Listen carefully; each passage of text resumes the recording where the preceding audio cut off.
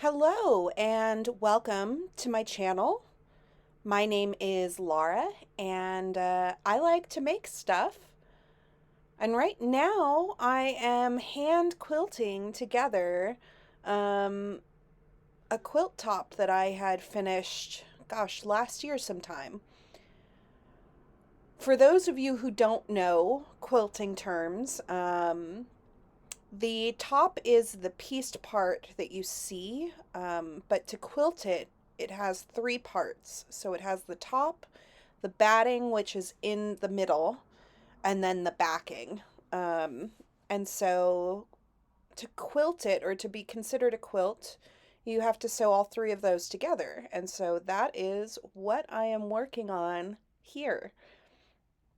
I laid out all three on the floor and aligned two sides and started from the corner with my giant hoop and am working my way like a typewriter over the entire quilt. Um, this, I didn't want to film that process. I figured, though, that a lot of people like to just watch hand stitching. I know I do. So here we are with a whole bunch of hand stitching and a story time. If you're into watching these kinds of videos or watching people make stuff in general, subscribe. All right, let's get into it. So the story that I have for you is the story of how I broke my wrist and the aftermath. If you're not interested in listening to the whole story, basically, I thought I could learn how to skateboard, and I broke my wrist. So back in 2019, I was preparing for a trip that I'd been planning to visit, which was going to be in Germany. I got the notion in my head that it would be nice to have a way of transport from point A to point B that I could carry with me, uh, that was, a free option rather than taking the transit or, calling a cab. So I decided that skateboarding would be the best option for that. Even better was the penny board, which is tiny enough to be carried on board a plane. Like they're, gosh, two-thirds the size of a normal skateboard. I watched numerous videos to see how difficult it would be to skate one and saw a lot of people learning no problem. So I got myself a penny board. It was mint green and so, so cute. So cute. I had a whole vision with me in this penny board, and I might still have it. I excitedly began to learn in parking lots the moment it arrived, and to my horror, it was a lot more difficult than I had realized. My balance was terrible, and I was constantly afraid of falling. So I wasn't able to stay on the board for very long, and I regularly had to get off and jump off before I fell. But I was determined, and I was improving. So I could stay on it and ride for a little while before losing control. The board had arrived Thursday night, and by Monday morning, although still rough at riding, I was much more confident in my need to practice. So before work, around 6:30 a.m., I was practicing at a grocery store parking lot, which did not have many people in it, which gave lots of practice room. I decided to make some rounds, but began to realize that my tiredness was making me sloppy. So I decided on one more pass and then I was gonna go hang out before work. Of course, the board slipped out from under me and I fell back onto one of my hands. The best way to describe the sound that came out of me was a yaller. It wasn't a scream, but also not like just a yell or a shout. It was blah, blah! A man did come up to me after a few moments of me cursing myself as I cradled my wrist. But he was nice. There was nothing he could do. He asked if I was okay, and I was like quite certain that my wrist was broken. But because I wasn't crying and could talk, the man tried to reassure me that it was probably just sprained. Oh, it's just sprained. You're fine. I am actually rolling my eyes at the moment, even now. I got myself up as the ambulance rides are $800 with my insurance and looked up at the nearest urgent care. Looked up the nearest urgent care that took my insurance. They didn't open until 8:30, so I drove myself over to their parking lot and waited. It is incredibly difficult driving with only one hand and it only being my left hand. So the right hand was the one that I broke my wrist, and that is my dominant hand. Uh, I had to learn to be basically ambidextrous with all of this, but I don't actually remember the drive, which is probably not a good thing, but I did make it. I had a long wait, so I was starting to feel drained. So I put on a YouTube video on my phone so that I wouldn't fall asleep and tried to wrap my wrist in a like t-shirt I had in my car. Lucky for me, a nurse who was working at the facility did come in early to get started on some things. At the time, I wondered how she knew I must be in bad shape. Um, I learned from a mirror later that I was gray and looked terrible. She couldn't let me in, but she did come back out with an ace bandage and wrapped my wrist. That helped the pain tremendously. Finally, the facility opened and I went in to get seen.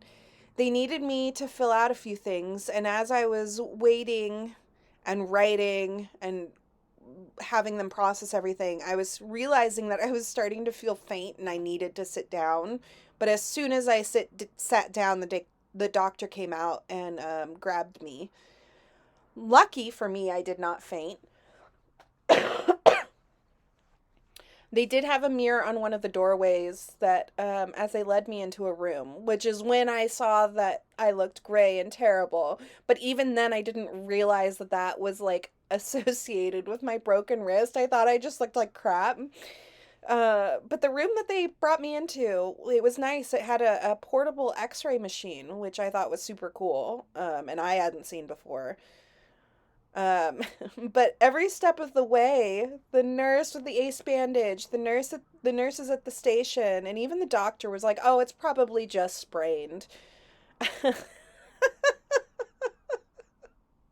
I guess I handle my pain well. I don't know. Maybe it was they were trying to like, not have me freak out. I don't know, but it was definitely shattered. The X-ray showed that um it was shattered.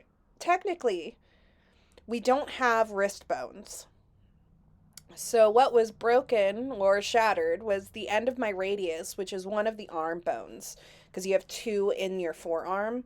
Uh, and so the end of one shattered. But because it was shattered, it meant that I needed a plate. I couldn't just have them set my wrist or whatever. So that meant surgery. So they put me in a brace and gave me a referral and sent me on my way. So I actually went into work that day, but I did not stay at work all day. The pain gave it like after the adrenaline came down, the pain really set in, and I was like, okay, I gotta go. Um, my surgery was scheduled for Thursday. So I didn't have to wait too long because it happened Monday morning, but I did have to wait a few days, which, sucked because of my trip, I was planning to be out for a month from work, or out of work for a few weeks, but that was like a month out. And so I was supposed to be using this time to prep for my vacation. So I had to work part of those days and sheepishly tell people that I had broken my wrist because I was trying to learn how to skateboard. And it was especially embarrassing because the week prior, I had been excitedly talking about learning to skateboard. The nurse that I had before my surgery was an absolute nightmare. I had asked my best friend to drive me to and from the surgery, and I was going to stay with her for a few days while recovering because you're supposed to be watched after surgeries like that. We've known each other for years and years. I'm very comfortable with her.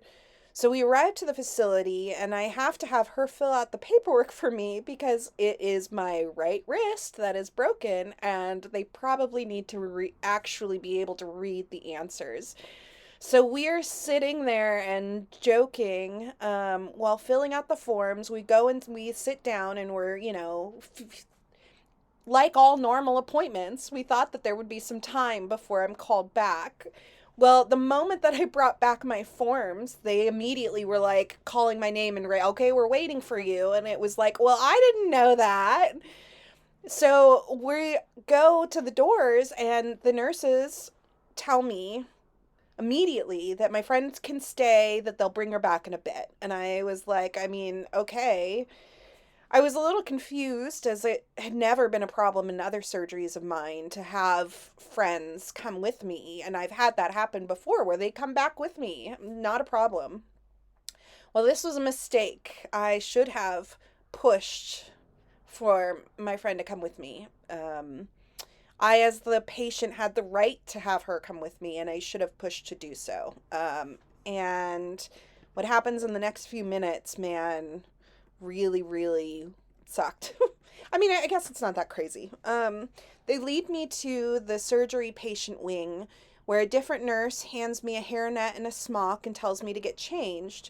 And this is where I started to feel that something was off. She wasn't really like, she asked me what I had done to break my wrist and was like skateboarding, and she rolled her eyes and was just kind of like irritated with my presence, which, isn't like that big of a deal, but I'm about to go into surgery. And especially though, with trying to put on a hairnet and a smock one-handed. I had already been changing one-handed, and it was difficult, but jeans and t-shirts are a little bit easier to change into. The hairnet and removing my jewelry, like my ring off of my right hand, was impossible. Was it my right hand or was it my left hand? It must have been my left hand. But I had some kind of jewelry that I needed to remove, and I couldn't remove it with one hand. Anyway, so she comes back in, and I'm like, I have the hairnet it's a mess. And so I ask her for assistance, and she audibly groans and comes over and puts it on. And then she's asking me questions about my medical history and family history. And while I don't want to get into specifics here, she disagreed with me on answers that I gave, which were true answers. I verified with my family that the answers I gave were true, and that happened. But she was like disagreeing with me on all of it, and didn't really want to listen to my answers. And so then she is like, okay, I need to get you ready for the IV nurse. So she puts the like rubber band on my arm, tourniquet, and then leaves. And, I'm out of it because I have a broken wrist. And I think that was the biggest thing, is that I should have pushed to have my friend there because I was so out of it with my broken wrist that I don't know that I had the full capacity to be fighting back. But so I'm not even thinking that like this is kind of strange. I mean, like, I know it's strange. I'm just feeling like this is off, and boy, this nurse is mean. But IV nurse comes back into the room and sees that I have a tourniquet on my arm and I've been left alone, and she immediately runs over and snaps it off, and that's when I was like, "Oh my God. What is the matter with this other nurse that left that on my arm?" Anyway, um I could tell that the second nurse who snapped off the band was annoyed and did not like the nurse that was like attending me, which was very validating. Because I was like feeling like I was doing something wrong up until that point. And so that was when I was like, "Oh no, this nurse is mean." She's mean. So, yeah, I was starting to get really nervous, and but at that point the surgery team comes in and they're super nice and chipper, which is fantastic. And had I not had the nurse come in and make me nervous, I probably would have been joking around with them, because for the most part, even with my setting of my wrist, or the original urgent care, I was joking around. They bring back my friend, and she can tell that there's a noticeable difference, but she doesn't say anything until after the surgery. Um, Surgery goes totally well. The nurse after my surgery was amazing. At one point, I have to pee so badly, and she walks me over to the bathroom, but isn't able to leave before I begin to go. Like, immediately, the moment I sit down, she's still in there, and I just am going. And she was like, "Well, I guess I'm staying in here with you." Um, but I was like, I'm sure it's nothing she hasn't seen before. So my friend arrives, and we are getting the details about the aftercare, and I tell them about the nurse and how mean she was. And apparently this nurse is like always problematic. So the nurse I had for aftercare told me to fill out a survey afterwards. And I am also frustrated because I don't remember that nurse's name. I didn't get it or whatever.